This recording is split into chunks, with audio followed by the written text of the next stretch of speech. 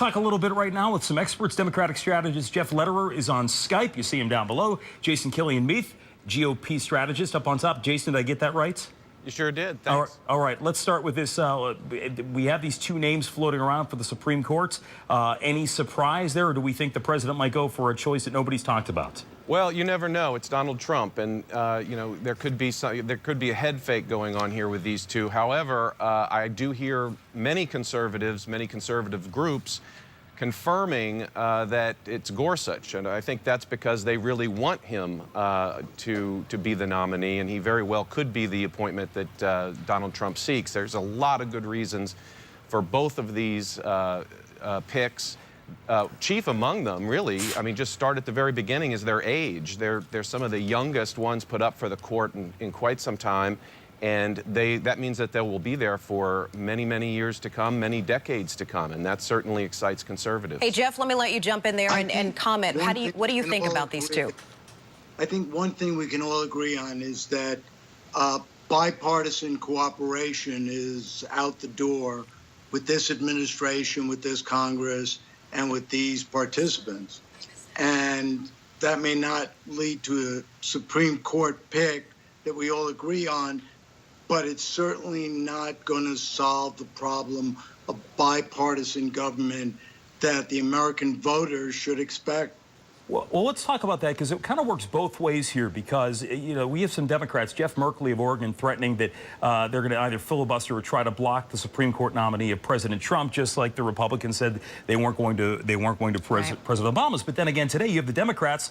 I don't recall a lot of obstructionism during the run-up to President Obama's, a lot of his nominees in his cabinet by Republicans at that point. The Democrats are adamant that they don't want some of these nominees confirmed. Well, there's certainly been a statement by President Trump and by other Republicans that there has been a lack of cooperation between the Democrats and Republicans, all of which I agree with.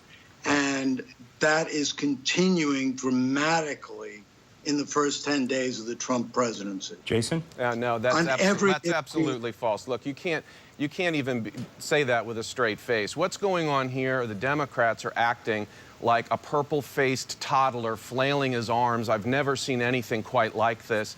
We've never really had anything like this. I mean, when you look at the confirmations that the Senate has done for the last 40 years of presidencies, Donald Trump has the least. And mainly this is because of Democrats throwing up obstructionist walls at every corner, at every turn of the process.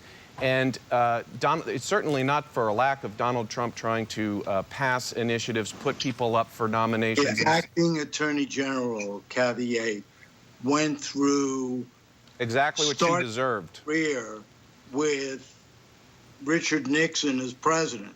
So the fact that she was an Obama holdover is not a partisan issue. But I don't think it's just the fact that she was a holdover. It is that she did not uphold what the president ordered her to do. That's absolutely right. She didn't.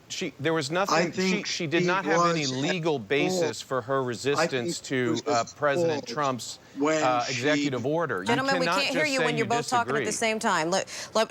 Jason, let me let you finish your thought, and then Jeff, we can hear from you. Sure. I mean, it wasn't based in any type of an illegal argument, which would really be sort of in her job description. All it was sort of this her not really believing personally or on any kind of quote-unquote moral grounds that she wanted to uphold the president's executive order.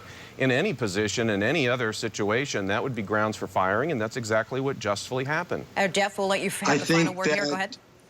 Attorney General Yates was wrong when she focused on the policy and not the law.